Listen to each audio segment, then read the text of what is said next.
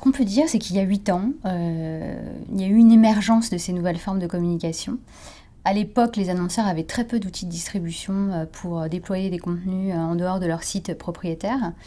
Et là, tout a commencé, puisque les annonceurs ont pris le parti d'aller investir, déporter des sites éditoriaux chez les grands médias, là où leur audience se trouve.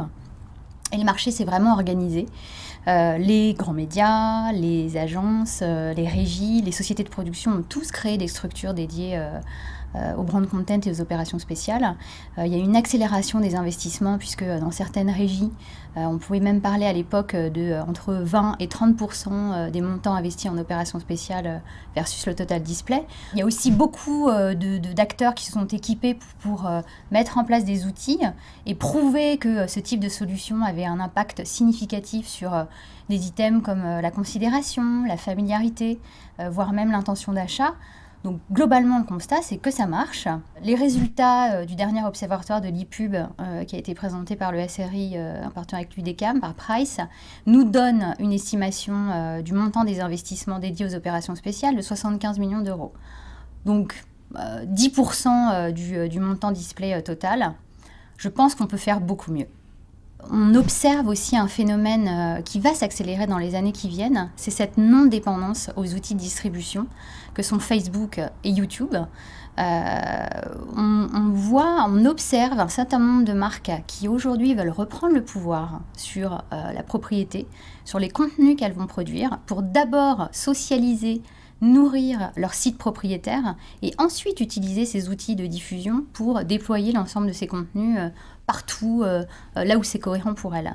Il faut rappeler quand même qu'un bon nombre de marques, pendant des années, ont déporté tout leur CRM, leur relation client chez Facebook, qu'elles ne maîtrisent pas. Aujourd'hui, il y a un retour arrière. On sait que créer du contenu, ça génère de la data, elles veulent en avoir la maîtrise. On sait aussi que ça génère de la SEO. Il faut que ce soit aussi bénéfique pour ces marques.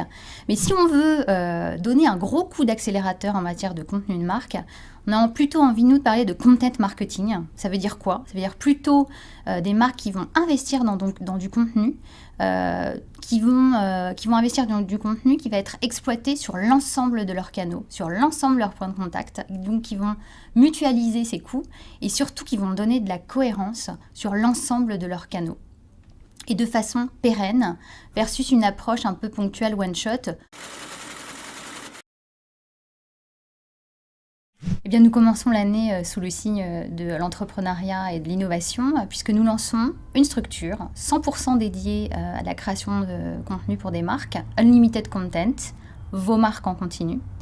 Une structure qui sera directement rattachée à M6 Publicité Digitale. Nous avons beaucoup d'ambition et nous mettons beaucoup de moyens dans cette structure.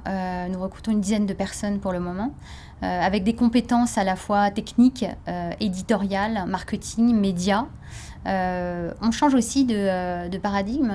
On va recruter un certain nombre de content planners, puisqu'on pense que hier on parlait de media planning, aujourd'hui on parle plus de content planning.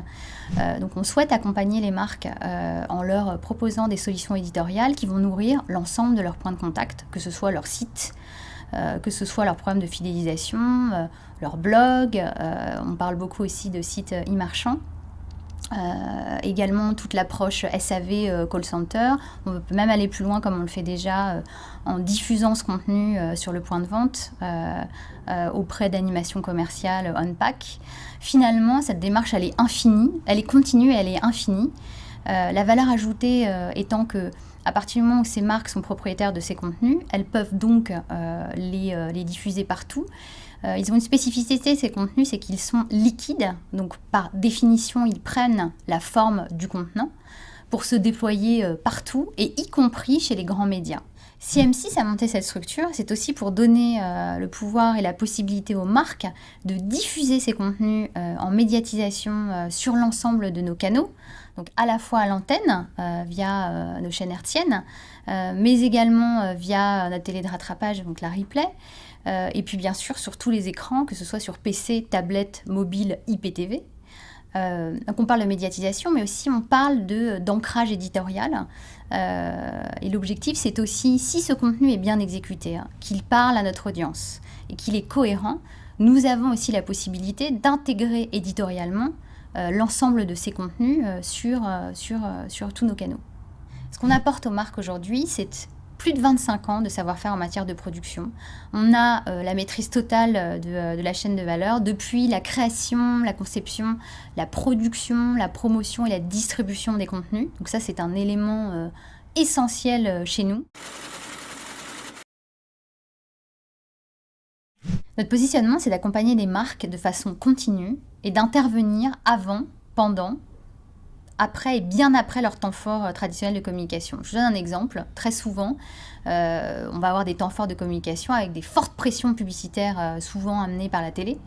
Eh bien, nous, on veut intervenir un peu en amont de cette pression publicitaire pour commencer à préparer, à générer un public, une audience qui va être sensible à la communication de la marque au moment où elle sera présente en télé.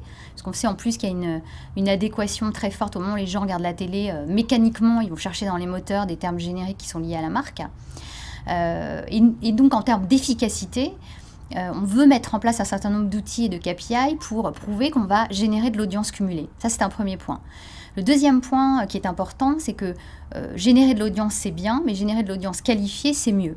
Donc on va s'engager aussi à démultiplier un certain nombre de KPI qui sont liés à la part de marché temps, des KPI d'engagement, d'interactivité avec la marque.